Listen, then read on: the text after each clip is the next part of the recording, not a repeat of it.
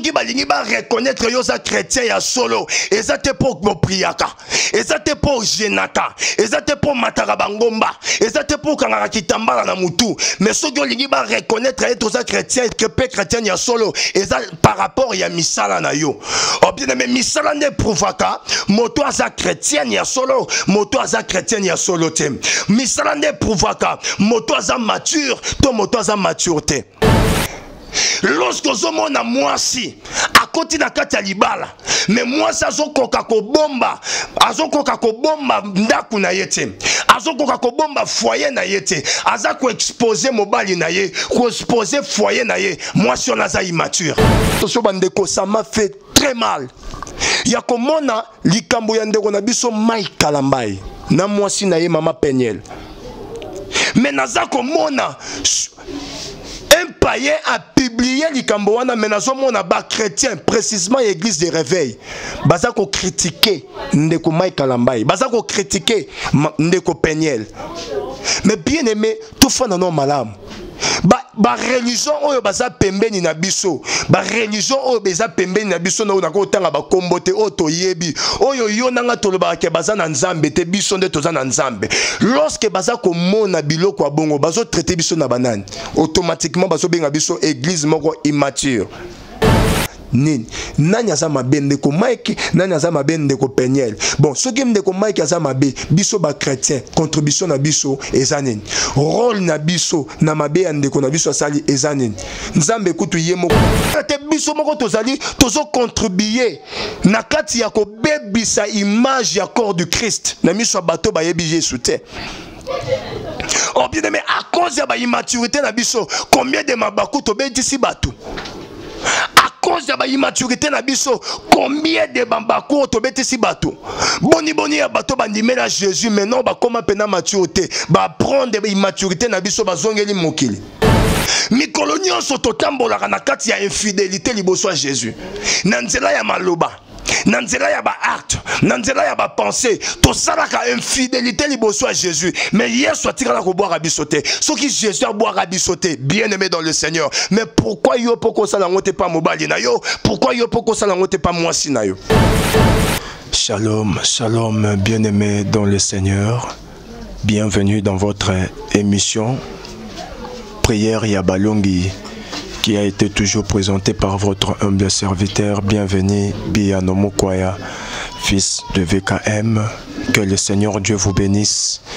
Que la gloire et la présence de Dieu soient le partage de tout chacun qui me suit en ce net moment. Voilà bien aimé, na cadre ya émission na biso prière ya balongi, une émission où yeme marabiso na présence en Zambé, une émission où ekotisaka nga na yo na kati ya prière. Alors, comme d'habitude, de prière, au Tokoyeba, ko prier mokolo alelo, eza basé sur livre moko ya Bible, eza na mokanda ya Galate, chapitre 4, verset 1er. Nasima ya kotanga liloba, nde Tokoyeba kokotisama, na kati ya mabondeli ya après-midi alelo. La Bible nous dit, Galates chapitre 4, verset 1er, nous lisons au nom de Jésus. Or, aussi longtemps que l'héritier est enfant, je dis qu'il ne diffère en rien d'un esclave, quoiqu'il soit le maître de tout. Éternel, le Dieu de gloire, Dieu de grâce, le Dieu puissant, je te dis merci, Yahweh, pour un moment oyo. Yahweh, merci pour te agréer biso dans ta présence. La Bible me dit, errez l'homme que l'Éternel agrée dans sa présence. Voilà, Yahweh, au salinga un homme erré. Au sali maman kolandanga une femme heureuse. Au sali papa za kolandanga un homme heureux. Yakozala agréé dans ta présence. Voilà pourquoi on a recommandé Momo Namaboko Nayo. Éternel, parle à ton peuple. Sois pas onction, peu puissance Nayo. Saint-Esprit soit nakatia action, pe nakatia musala. Nyonso mongo na a planifié en ce net moment ezala nul et sans effet na kombona Yesu. Amen. Voilà bien aimé dans le Seigneur. Na cadre ya émission na biso prière ya balongi comme d'habitude to bondelaka avant ko prier to lukarana nous koleka na nzela ya kotanga Biblia pe koyoka ainsi de l'Éternel pour te yango nde kokotisa ngana yo na kati ya prière. Bien-aimé na lingi exhortation ya après-midi à lelo ezala lokola ezala liteya mais ezala pe lokola toli o naza kopesa na bato nyonso baza kolanda nga en net moment. Bien-aimé eloko liboso esengeli oyeba na cadre ya émission na biso pe na cadre ya prière ya après-midi à lelo ezaneni. Et ça que la vie chrétienne c'est une vie des étapes. La vie chrétienne, c'est une vie des étapes. Et pour réussir la vie chrétienne, il fallait qu'on respecte les étapes. Beaucoup de gens, beaucoup des enfants de Dieu, échouent dans la vie chrétienne. Ils ont pu respecter les étapes. Ils ont pu briser les étapes de la vie chrétienne. Il y a un échec dans la vie chrétienne. Mais vie chrétienne ezali vie ya ba étape pe eza ko senga na moto nyonso ayeba ko respecter ba étape o echami na kati ya vie chrétienne. Tozomona Bible eza ko loba na biso ezotelisa biso histoire ya bana Israël.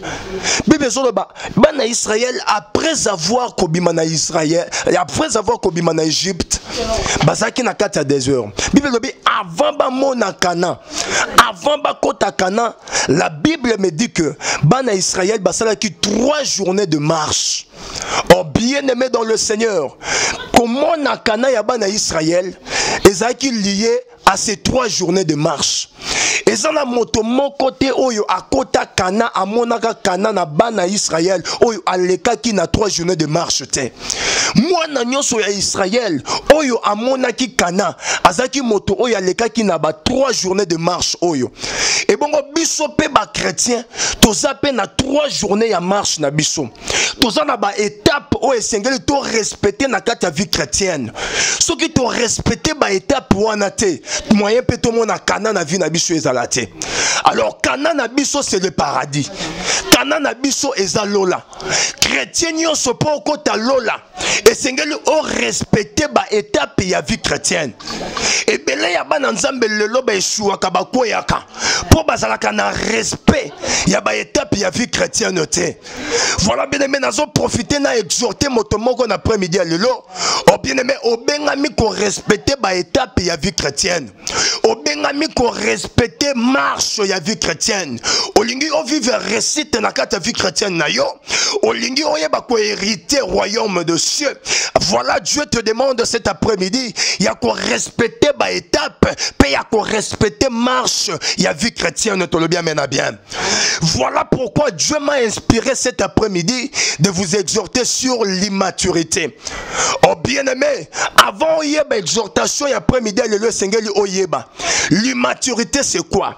L'immaturité c'est l'état de celui qui n'est pas mûr. Na lingala balobi eza lolenge ya moto oyo na komelite. Eza lolenge ya moto oyo na kolite. Et lorsque baza kolobela kokola te tozomona bomwana. Or immaturité za moto oyo aza na bomwana. Mais bato belé bayebi ke moto azalaka na bomwana eza moto aza mwana. Mais bomwana naza kolobela na après-midi lelo eza kate etaliba na 2 ans, eza bomwana te etaliba na 5 ans, 10 ans, 12 ans, to 13 ans. Mais bomwana naza kolobela awa to retrouver kango pepa ba mikolo o baza na âge ya likolo. Tozana ba maman lelo baza immature, tozana ba papa o baza immature, tozana ba serviteur pe ba servante de Dieu o baza na bomwana, tozana basi ya libala, mibali ya libala o baza na bomwana. Et à cause ya immaturité, bato belé ba perdaka sens ya vie na bango. À cause ya ba immaturité, bato belé ba shitaka, ba kweyaka, et ça ba carrière bato belé oyo e beba à cause de l'immaturité. Alors, immaturité, on a solo ben après-midi à l'élo. Et ça, penza te immaturité ya bomwana ya bomoto. Mais c'est l'immaturité spirituelle. Or, ngai nazo considérer moto ya za na nzambe te na vie na ye. Moto ya za na parole de Dieu te na vie na ye. C'est celui-là nde to benga immature. Mais moto oyo aza na parole de Dieu. Moto oyo yambi Christ na vie na ye. Et ça moto oyo nde to benga mature. Oh bien aimé, Bible ça qu'on confirme ma comme nazoloba awa. La Bible me dit dans le livre d'Exode, Bana Israël après avoir kobima Égypte, pour na kokota Cana, na katia désert, Dieu parle ou Dieu dit à Moïse. Alobina Moïse, Moïse, consacrez pour moi tous les premiers-nés, à commencer par l'homme jusqu'au bétail. Tout premier-né appartiennent à Dieu.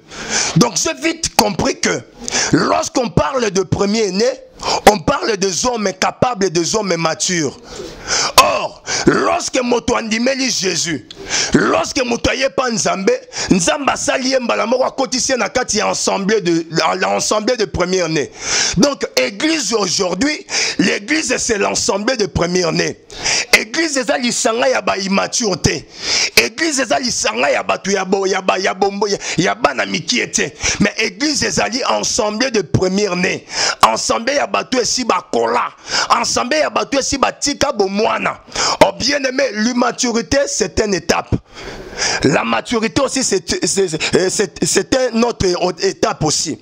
Donc on ne peut pas parler de la maturité sans pour autant parler de l'immaturité. Parce que l'immaturité est préparée comme moto à la mature. Nakati ya étape ya immaturité, tout le monde a comme moto azalaka brisé na étape wana. Moto aye ko la kamabe na malam. Bon bien aimé nakati ya immaturité. Et ça étape moko moto azalaka ignorant ya mabe na malam. C'est-à-dire que tant motazo comme mature, motazo reconnaître que o eza mabe, motazo reconnaître que o eza malam. Mais lorsque motazo immature, moyen à reconnaître mabe na malamu ezate. Oh bien aimé, le lopé toza qu'on retrouver. Ba chrétien et belé baza na kati ya état wana ya immaturité. Oh bien aimé, aujourd'hui ça fait très mal. Le leza ba bateau baza ko benga ma ba chrétien. Mais baza ba chrétien immature. Immaturité to maturité à moto ezalaka prouvé na misala. Okokite ko le bana batu que je suis mature quand na maloba. Okokite ko le bana batu que je suis mature quand na monoko. Mais sengeli maturité wana ezala prouvé na nzela ya misala. Pe ba reconnaître ka moto oyo aza immature na nzela ya misala. Ne ba koyeba ke moto aza na mwana mukie, moto aza mokolo na nzela ya misala. Oh bien aimé, le lot toza qu'on retrouver, toza qu'on reconnaître bato ebele basa immature na nzela misala na bango. Immaturité ya moto ezalaka prouvé lorsque azana liloba Nzambe te kati na ye. Et maturité ya moto ezalaka prouvé lorsque azana liloba ya Nzambe kati na ye. Oh bien aimé, na ligi na exhorter moto moko na après-midi lelo. Acte nyonso moto aposaka et reflétaka o moto azali. Liloba nyonso moto alobaka et reflétaka o moto azali. Oh bien aimé, soki balingi ba reconnaître yo za chrétien ya solo, ezate pour priaka, ezate pour jenaka, ezate pour mataka bangomba, ezate pour kangaka kitambala na mutu. Mais soki olingi ba reconnaître et toza chrétien et chrétien ya solo, ezate par rapport ya misala na yo. Oh bien aimé, misala ne prouvaka moto aza chrétien ya solo, moto aza chrétien ya solo te. Misala ne prouvaka moto aza mature, to moto aza maturité. Yango toza komona ba immature lelo na kati ya ba église. Il y a des hommes de Dieu immatures. Eza na basi toza kobala baza ba immature. Eza ba mibali toza kobala baza ba immature. Oh bien aimé, tozo yeba bango na kati ya misala. Tozo yeba bomwana ya bato na kati ya misala. Oh bien aimé, yo za maman, yo za papa, longwa na kati ya immaturité. Oh bien aimé, tolinga ki toyeba ke tolinga to ndima immaturité na yo soko yambaki Jésus te na vie na yo. Soko zaki na liloba Nzambe te na vie na yo. Moto o déjà liloba Nzambe pese lumière. Ya kotali se ke mabe na malamu za boye akoki ko demere na makambo ya bomwana te. Lorsque moto asa Bible sa koloba na biso bisika na uti kotanga. Lorsque héritier azana nu mwana, différence ezate entre héritier et esclave. Donc tango boza na kati ya ndako, héritier azana mwana na kati ya ndako esclave pa ya ndako différence ezate parce que ba limite oyo héritier esclave akoko zala nango eza ba limite oyo héritier pe akozala nango makambo nyonso ba secret ya ndako moyen esclave aye bango ezate donc maître ya ndako akozala na ba réserve ya koyebisa ba secret na ye et pas esclave po aza mokolo ndako te aza mowumbu mais soki pe héritier aza mwana na kati ya ndako aza mwana kamie même bozwi nyonso ya papa na ye ya ye parce que nde tolobaka le fils du roi aza pe roi. Le fils du patron, baobenge pe patron. C'est que ceux qui héritiers dans la kati yandaku, aza le kola pe papa na ye. C'est-à-dire que au respect bazo pe sa na papa, eza respect moro barope sa moine. Voilà pourquoi ceux qui héritiers aza non moine, quel que soit respect bazo pe sa ye, mais ba limite c'est ça. Et ça ba makamusu ba ko dévoiler te pa na ye po aza non moine. Oh bien mais lelo. Ton peu cet exemple moro mukie. Lorsque motaza mwana mukie, aux yeux diamant, aux yeux or, au pessier, mwana mukie a osakana nango oye ba valeur nango te. Ba reconnaîtra ka immaturité ya mutu na eloko motaza nango na vie, ton eloko motaza nango na maboko. Amen. Lorsque motasimbe lo wa motu ya me yemo kwa zo reconnaître te keze lo wa valeur, aza immature. Voilà pourquoi le long Nzambe a tombola rabatu batu ba finira na rochité pour bazalaki na ba immaturité. Voilà pourquoi le long motakoki ko simba mbongo combien de personnes bazalaki ba pauvres bazo mata bangomba bazo gêner lorsque Nzamba mawayoki mawapamboli bango pesi bango mbongo ba pengwi c'est l'immaturité. Lorsque ozomona mwasi akoti na kati ya libala mais mwasi azokoka kobomba ndaku na yete azokoka kobomba foyer na yete aza ko exposer mobali na ye ko exposer foyer na ye mwasi on aza immature. Lorsque oza komona mobali après avoir kobala mais na sima ya kobala abandi ko zinga bilinga alingi boye mabe atiki boye mabe eza pe preuve ya immaturité. Lorsque moto aza mature biloko oyo bato bayebi Nzambe te basalaka moto aza mature ko sala ngote pour déjà le cas étape wana.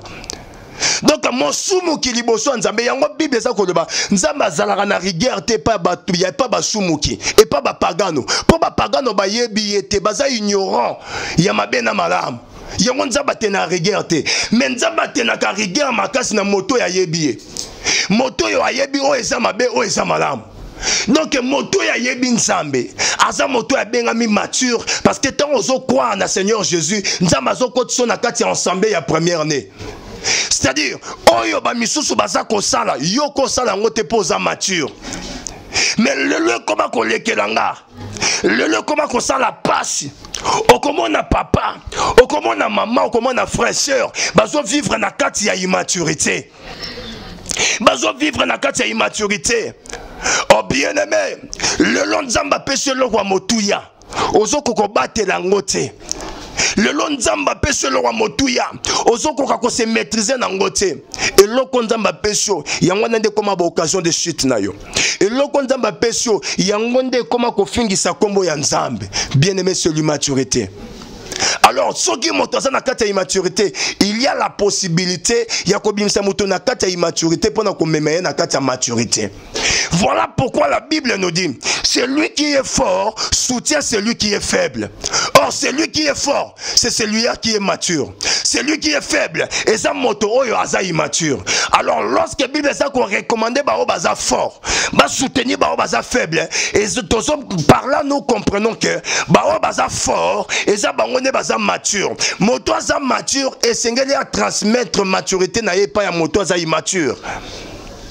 Yango tozomona lelo bien-aimé aujourd'hui ça me fait très mal. Biso ba chrétien toye ba kobomba makamute pourquoi? Tout à le biso ba chrétien a précisé il y a église de réveil. Tout à le que biso ne toi ensemble. Tout à le que biso ne to bon de la Jésus à solo. Mais pourquoi tu so vivre na carte sur immaturité? Au comment on a un chrétien à quoi il est là, mais au moins on a ba chrétien mususu ba osekaye. Au moins un chrétien soumuki lelo. Au moins un chrétien moussouba sangani. Babandi ko sekaye. Babandi pe ko se réjouir. Na bato oyo basa immature ba yebi Jésus te. Babandi ko critiquer chrétien wana. Mais bien aimé to vivre ndengenine. To vivre ndengenine. Toujours quand vous retrouvez au moins une de quoi lobi ke ngana za chrétien. Pour na fana malamu na kati libala na ngai fona bala chrétienne. Mais de quoi na ko bala chrétienne. Bien aimé, Bible lobby que l'amour supporte tout. Mais ce qui au moni chrétien to chrétienne, azo koka ko supporter ba erreur ya mobali to ya mwasi na yete. Oh bien aimé, non non comme maturité. Maturité ya solo etalisaka lorsque motana motema malamu ya ko supporter pe ya ko bomba foyer na ye. Oh bien aimé, na repese bino exemple moko ya pété, ya biso na Yesu. Yesu Bible solo bake il est la tête de l'église et nous sommes le corps, nous sommes les membres. C'est-à-dire que Yesu aza mobali, biso toza épouse, yaza époux. Mais combien de fois oyo biso mwasi ya Yesu tosumu kaka, Yesu atika lo boire biso te. Etant que mobali, atika lo boire biso te. Mikolo nyonso totambolaka na kati ya infidélité liboso ya Jésus. Na nzela ya maloba, na nzela ya ba acte, na nzela ya ba pensée, tosalaka infidélité liboso ya Jésus. Mais Yesu atikala ko boire biso te. Soki Jésus a boire biso te, bien-aimé dans le Seigneur. Mais pourquoi yo poko sala ngote pa mobali na yo? Pourquoi yo poko sala ngote pa mwasi na yo? Naza ko lobela exhortation après-midi à lelo na 3 catégories. Nazolobela les hommes immatures, nazolobela les femmes immatures, et nazolobela les chrétiens immatures. Nabandi kolobela les hommes immatures. Bien-aimé dans le Seigneur, lorsque Osana liloba ya Nzambe, bien-aimé, mais quand il sa place au Outa, quand il sa place au Outa, onyo koma mingi na Jésus.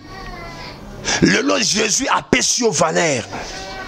Oh bien aimé, mais nous sommes en hôtel si irreconnaissant c'est pas à Jésus. Au bandi qu'on vivre dans la immaturité. Mais lorsque au moins apôtre Paul azoloba, nous sommes ezaki ponanga litomba. Na koma kotala ngo comme la boue, comme perte à cause du Christ. C'est-à-dire qu'avant de poser acte moko boye, et c'est l'otala nanu, et l'oko nazo poser oyo, et ko bongisa kombo ya Jésus, to ko bebisa kombo ya Jésus. Au milieu ya bana, na kati ya bana Israël, ezaki na ba mboka mususu banaki ko entourer bango. Ba mandianditi bazalaki, ba malesite bazalaki, ba mboka belé bazalaki. Lelo Israël les abiso église. Pembeni na biso tozana ba religion ebele oyo ba sekara biso oyo ba fingaka biso oyo ba kritikaka biso ba koma ko benga biso ba binzambe nzambe. Mais bien aimé, au moment où toza au milieu ya ba église wana ya ba religion wana, mais essayer to yeba ko ça la preuve ya maturité na kati na bango. Mais le loko ya pas ceux qui baza ko luka bato mitema mabe ba okuta bango na kati église. Ceux qui baza ko luka bato ya kotonga bazo kuta bango na kati église. Ceux qui baza ko luka ba immature bazo kuta bango na kati église. Mais ce qu'on exemple ni toza ko pesa na ba religion mususu to ba ke baza na nzambe te. Donc to benga matoye ba ko vivre le quoi ba mature. To benga ma total sa preuve ya maturité. Nanzela ya ba art na biso, nanzela ya maloba na biso pe nanzela ba ya ba pensée na biso. Un homme immature a koki ko tromper moi si na été. Un homme immature a koki ko tromper moi si na été. Un homme immature a koki ko vivre na kati ya infidélité te. Ceux qui ont moni moto azo vivre na kati ya infidélité, mais aza mosali ya nzambe, mais aza mwana na nzambe non komi maturité, aza non mwana. Parce que mwana a reconnaître kama bena malamu te. Mwana koko pekisa ye mabe lelo, lobi ozongela mabe. Po ayebi na yete ke mabe onazo sale ko bomanga te ko bebisanga. Azane mwana. Conscience ya mabe na malamu zate. Mais ce que moto oyo akoli aza mature, ayebi ke eloko eza mabe, ayebi ke eloko eza malamu. Donc moto aza mature, azali na ba limite na ye ya na vie. Ebi ke place na ko kota te, place na ko simba te, eloko na ko sala te. Mais ce que moni moto, je parle bien na makambo talibana na Nzambe. Ce que moni moto aza mona na Nzambe, mais aza ko vivre na kati ya immaturité. Étape oyo si Nzamba bimise na nzela liloba na ye, mais ye azo zongela yango, c'est que non akomi maturité. Nazo simba siko bana basi, le femme immature. Maman, okokaki kotalisa immaturité na yo, soki nanu obalaki te. Mais yo lelo Nzamba sungi yo obali okoti na kati ya ndako libala. Mais pourquoi kotalisa immaturité na yo? Femme sage bâtit sa maison. La sagesse, c'est ça la parole de Dieu. Et la parole de Dieu, c'est ça la maturité en l'homme, dans l'homme. C'est ça la maturité. Alors, étant que moi na Nzambe, étant que ça na liloba ya Nzambe kati na yo, esengeli otali sa preuve ya maturité, sœur, maman ozola nanga. Makambo ndako na yo koki ko exposer ngo libanda te lelo e koma ko sala nga pasi ozomona maman ozomona sœur ayebi Nzambe mais akoka kozana maîtrise ya makambo ndako na yete makambo ndako na ye akoma ko bimisa ngo libanda makambo ndako na zo bimisa aza ko exposer ngo libanda oh bien aimé ozo vivre non na kati ya immaturité. Moi je suis mature, aza moi so yebi ko bomba bana na ye, aza moi so yebi ko bomba mobali na ye, aza moi so yebi ko batela ndaku na ye, aza moi so yo atako erreur ekoko ya, maza moi so yebi ko bongisa erreur ya ndaku na ye, mais aza moi so yebi ko exposer ndaku na ye libanda te. Lelo ko ba kolekela ngai moto makambo ndaku na ye azozo makambo ndaku na ye ake ko betela no camarade na ye po camarade ya peso tolene ozobosa na ke oza ko exposer makambo ndaku na yo nde libanda moto azozo makambo ndaku na ye azoke ko publier ngo na ba réseaux sociaux. Mais maman, est-ce que tongo bolingana kana mobali na yo réseau bolingana na réseaux sociaux tongo bolingana kana mobali na yo batu bazalaki mais soki batu bazalaki te ndenge bolingana ki wana bo s'engager bo balana mais ezaki kaka na lolenge moko nde sengeli pe bo arranger makamu na bino. Problème interne et souka kaka na kati interne, problème interne ko bima libanda te. Mais le lot tozali ko bala tozo kuta à peine baso baza immature. Baza immature, moi c'est maturité, c'est celui qui a un grand cœur. Moi c'est mature et ça moi c'est ko batela ndaku na ye. Alors nazo simba sikoyo lelo bana na Nzambo baza immature. Bible elobi na ngaboye que celui qui est fort soutient celui qui est faible. Force. Il y a oyo Bible za kotalisa biso. C'est ça la maturité. Il y a un enfant de Dieu. Et bon faiblesse. Oyo Bible za koloba na biso. Il y a une immaturité. Il y a bon moya bato ebele to ya bana na Nzambe. Ce qu'on Bible za ko recommander biso. Bato baza fort. Bato baza fort, baza mature, baye bako soutenir bao baza faible, baza immature. Immaturité zandeni, eza lorsque mototon mususu na makambo mabe okuti na kata mabe, okoko boya ndeko na ote po asali mabe.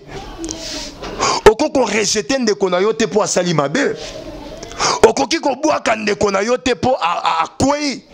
Mais bino bato bozali mature. Ensemble de première-nés. Les hommes matures, les hommes forts.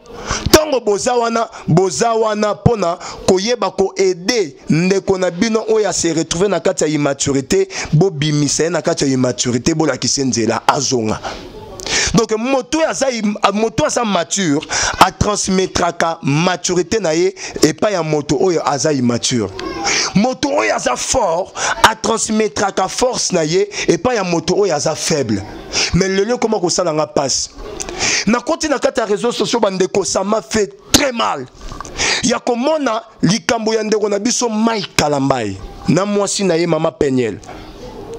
Mais naza komona un païen a publié likambo wana mais nazo mona ba chrétien précisément l'église de réveil baza ko critiquer ndeko Mike Kalambai baza ko critiquer ndeko Peniel. Mais bien aimé, tout fait dans nos malames. Ba religion oyo baza pembeni na biso, ba religion oyo beza pembeni na biso na onako tanga ba kombote oto yebi oyo yo nanga toloba ke baza na nzambe te biso nde toza na nzambe. Lorsque baza komona biloko ya bongo bazo traiter biso na banani, automatiquement bazo benga biso église moko immature.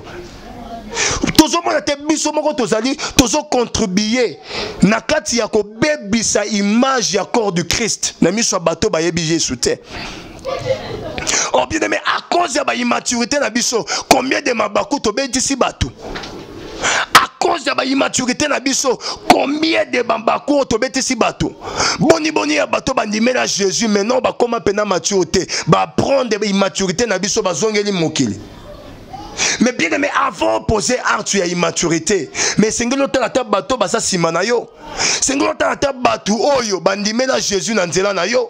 C'est que l'autre la bateau oyo bandimé na Jésus na matéya na yo. Bateau bandimé na Jésus pour bayebi ke yo pour bandimé na Jésus.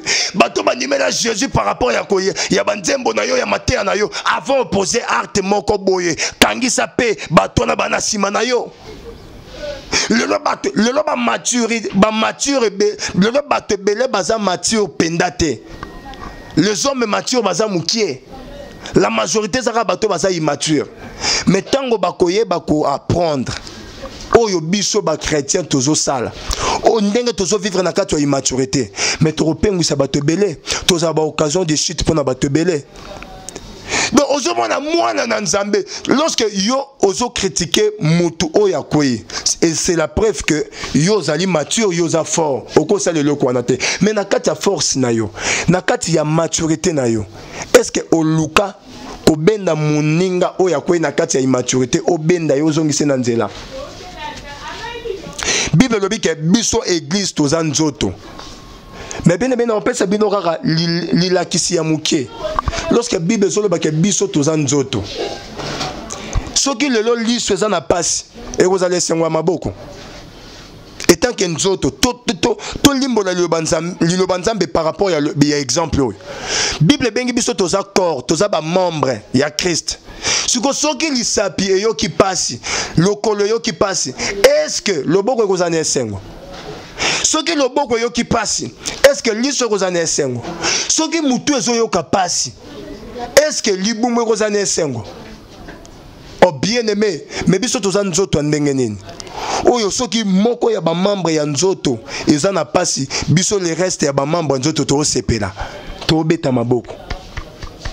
Toza lolenge nini ya ba Kristo oyo. Jusque quand on vivre kaka na kati ya immaturité. Le loba chrétien baza vraiment immature. Tozo vivre na kati ya immaturité ya makase. Jusqu'à quand on bima na kati ya immaturité. Jusqu'à quand on atteindre un niveau moko ya maturité que ndeko na biso aza na erreur. Ndeko na biso akwei mais to prier pour na yo, to prier pour na ye nzamba zongise na nzela. Nga déjà est arrivé là na solana ndeko moko aza libanda mboka. Azo to betane li soda mosala nzambe moko azo ebisanga ke yo za distrait. Kanga maka na mosala nzambe wana za distrait. Muto na za muto masumu asali mabe. Menga na ebise bon, tozo reconnaître mabe asali. Mais to prier ka pona nzamba kosunga. Réponse à ndeko na so yebisanga. Anda na nga na lekisa tananga na prier pona moto aki osama be na ndenge nga na prier. Au moins tes abuzo beza distraction. Mais moto zo répondre nga na c'est un chrétien né de nouveau. Mais azomona ko prier pona ndeko ya koi a omona ngo distraction. Azomona ngo distraction. Mais yo moto za mature za fort. Lorsque mon arabandeko no ba koi osala ranine. Lorsque ba païen, ba oyo bazo vivre na immaturité, ba o ba yebi Jésus te. Baza ko finga moto oyo yebi nzambe mais akwei na erreur. Baza ko finga ye, bazo ba n'importe quoi, bazo finga même nzambe na biso, bazo finga même religion na biso. Yo pe chrétien, na kati ya batu wana, yo po yo ko mikoti sama, obandi ko finga, obandi ko critiquer, oza sorti ya chrétien ndenge nini. Et c'est que les biso ba chrétien total sa maturité na biso par rapport à makamba boye. Et c'est que les biso ba chrétien total sa maturité na biso par rapport à makamba boye. Et l'autre comme ndeko mai kalambai. Et ekomeli yango nzambe alingi ebima boye mpo na te biso ba chrétien to critiquer mais mpo na biso ba chrétien to tirer leçon. Nzambe a permettra malheur pamba te Bible lobi Dieu fait tout pour un but. Soki nzamba bimise erreur mbeba yande ko songolo mpakala ndenge yande ko maikala mbaye bimi boye ezate ke po ngana yo tokota na WhatsApp tokota na Facebook tokota na YouTube to bana ko critiquer to bana ko loba to bana ko finga elongo na bato bayebi nzambe te ndeko oya ko ite mais ezapote yo nanga to tirer leçon to zwa leçon et loko nini sali ndeko ya kweya donc lokole komelie ngai pe na milenge la ponga pe na kweya na mbeba ote po soki na kweya na kofingisa nzambe na ngai soki na kweya na kofingisa religion pe image na nga comme un chrétien mais le lobby soto tozo banza bongo te apôtre Paul a le bien lorsque j'étais un enfant je parlais comme un enfant je vivrai comme un enfant. Façon à réfléchir, à penser, j'ai pensé comme un enfant. Mais lorsque je suis devenu un homme, lorsque la Bible parle d'un homme, on voit la maturité. Lorsque je suis devenu mature, un homme mature, comme un homme mature, vivre comme un homme mature. Et ça bisika nzamba ozela biso. Et ça bisika nzamba ozela biso. Tobo sanaka image na biso te. Bato baza pembeni na biso tozaba biso tozaka na Congo mobimba awa na mboka mobimba awa mokili mobimba awa ezaka ba chrétien te ezaka ba église de réveil te bande na biso catholique bazali ba musulman bazali ba bouddhiste bazali ba religion eza ebele mais lorsque yo ndeko mabe koti na kati église de réveil mais yo oza ko se réjouir c'est ko za membre te moto nyonso asepelaka na chute ya moninga c'est kaza membre ya Christ te membre ya Christ soki loboko za na pasi e nzoto mobimba nde za na pasi soni ya loboko za soni ya nzoto mobimba parfois yo za na le bakenga na ko bala koka te o bala koka te poane parce que ça va ma colonie à tambola raté mais au bas la mutuana ndete c'est à dire que soni ya eteni moko ya membre moko ya nzoto eza soni ya nzoto mobimba lorsque motaza aveugle na misu soni ya aveuglette na ye eza soni ya nzoto mobimba et lorsque biso tozali corps ya Christ membre moko ekwei membre moko se retrouver na kati ya mabe et a soni na biso nyonso et sengele ça la biso nyonso pasi. On n'est pas là pour critiquer. Tant on critiquer ndeko ya zamona na nzambe lokwa yo o mi critiquer yo moko. Et lorsque ba paye ba ko apprendre yango image ya bi image ya corps du Christ ezo kene mabe. Image ya ba chrétien ezo kene mabe. Jusque quand on revivre na kati ya immaturité. Jusque quand? Jusque quand? Jusque quand?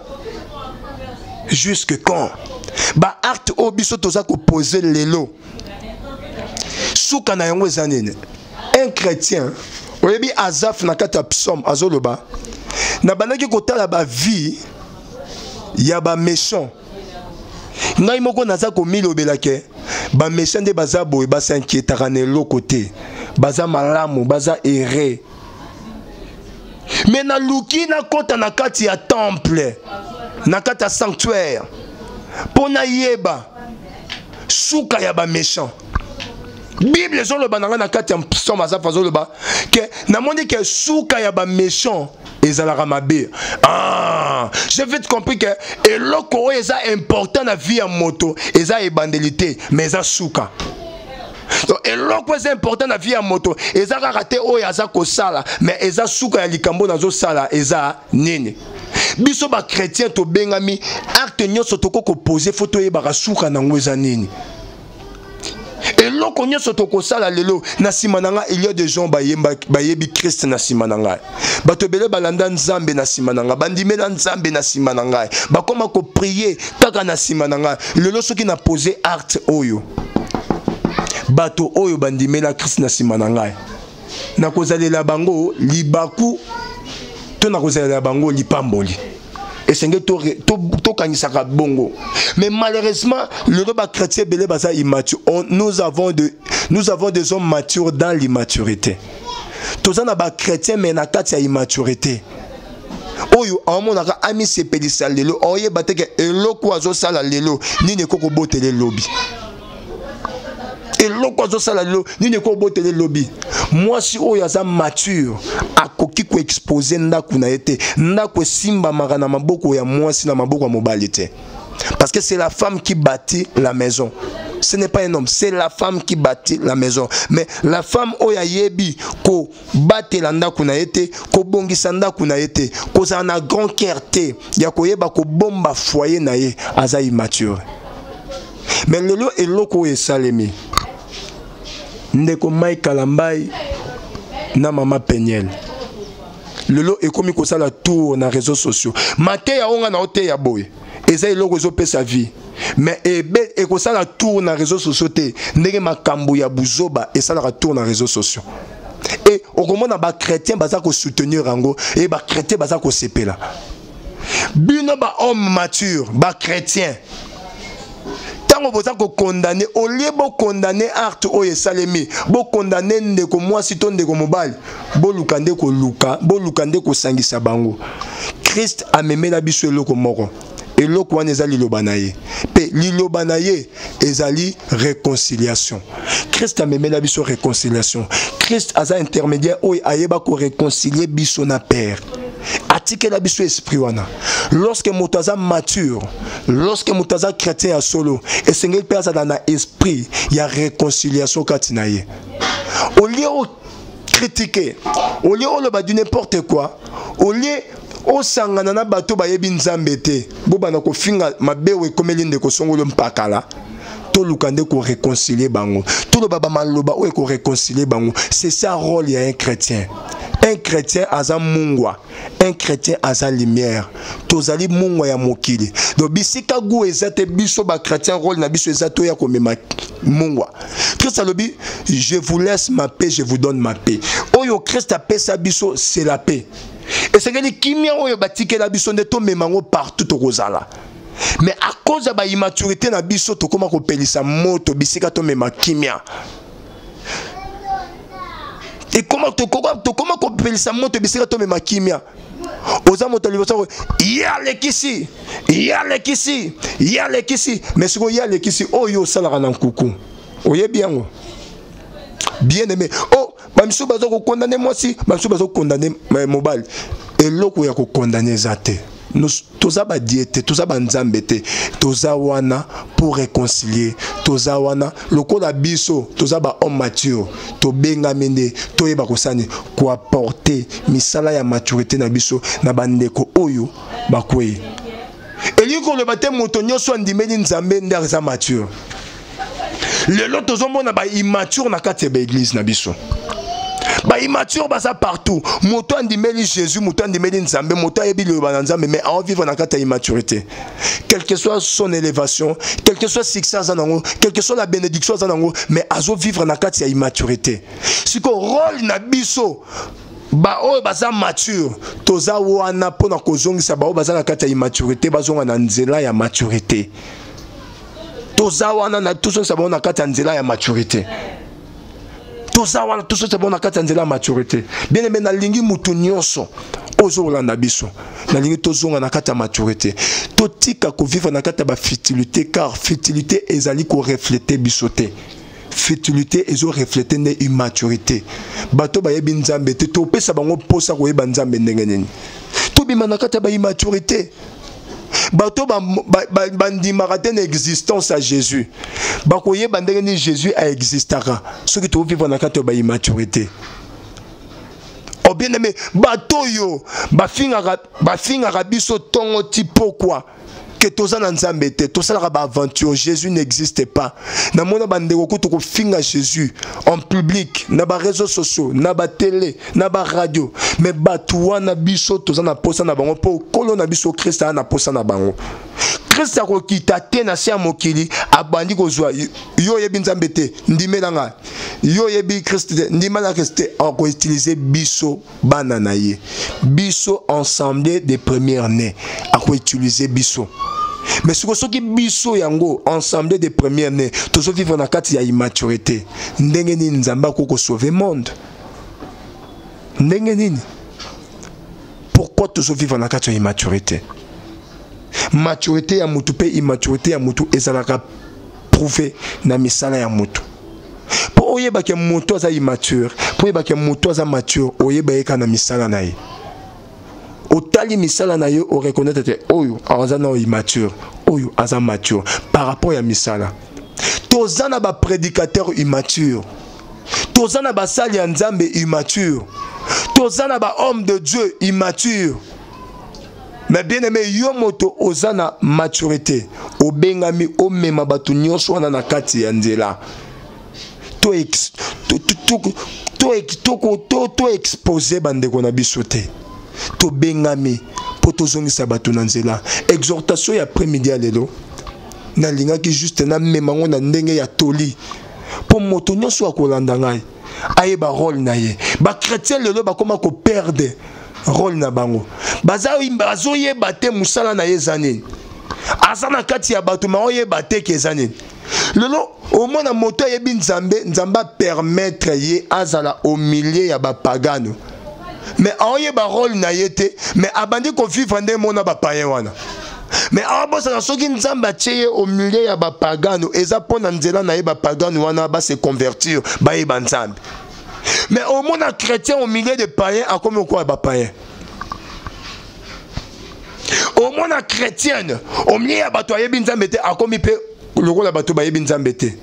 Chrétien na kata réseaux sociaux abanene ko se comporter le quoi bato nyonso na réseaux sociaux. Or même réseaux sociaux à travers réseaux sociaux bato ba ko yeba nzambe. Il y a des gens qui évangélisent dans les réseaux sociaux. Le qu'on a la voix céleste et évangélisent dans les réseaux sociaux. Le qu'on a battu évangélisé dans les réseaux sociaux. Mais au moins a battu un chrétien né de nouveau, a baptisé au nom du Christ, mais à côté dans les réseaux sociaux, ils ont pour critiquer. Ils ont des prédicateurs au bayamba ministère ya critique. Donc ayamba ministère ya critique. Au moni pena pasteur andimi aleka na la voix céleste a foutu espace ndeto futaka aleki na la voix céleste a 30 minutes 1 heure du temps rien que pour critiquer mutu, rien que pour abandi bandeti suka kotoka pour na critiquer mutu. Non bien aimé le lo non simba point parce que le loko na côté réseaux sociaux ça m'a fait beaucoup de mal, ça m'a beaucoup choqué. Nous sommes là pour te yeba effet. Et ça problème interne, et ça problème interne, likambu ya ndeko penyel na ndeko mai kalambai, et ça problème interne. Mageza erreur na bango, ya ko bimisa likambu na bango interne, ba bimisa ngo libanda. Réseaux sociaux et ça place ya ko traiter makambo mabala te. Libala les a sacré. Et ça sacré.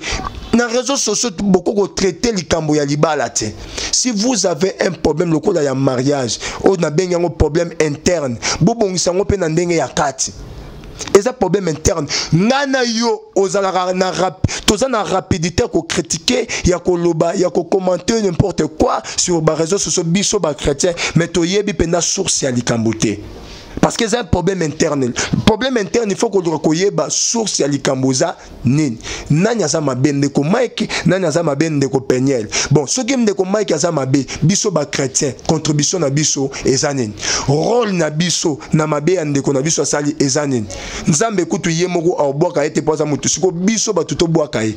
To benga mito soutenir ba membre ya moko ya ba membre ya nzoto ya Christ soki ekwei soki ezali na kati ya malade soki ezoyoka pasi wana eza ya biso nyonso sonyo eza ya biso nyonso to luka ndenge nini ya koyeba ko récupérer ndeko na biso soki faute eza ya mwasi pourquoi ko finga mwasi contribution na biso ba chrétien zanini ba o bazo finga tika ba finga ba ba ibinza mbete ba finga mais yo chrétien c'est réservé. Munoko na yo et bengama pona paix, pona lipamboli pe pona réconciliation. Bande komso bazo le ba oba photo na yakala. Bozo comprendre que réseaux sociaux eza place oyo mutu na mutu memara makambu na ye. Via mutu ekoko bebaka na réseaux sociaux. Via mutu ekoko bebaka carrière mobimba mutu ekoko bebaka na réseaux sociaux. Muta memi oya ye likanisi. et ba photo ne sa yakala mususu amemi ndeko Mike alekisi ndumba mususu amemi mwana mwasi na sa pena mayele te mais source likambo na yo nanga toyebite lokola biso toyebite ça un problème et ça un problème interne to bengami to mema réconciliation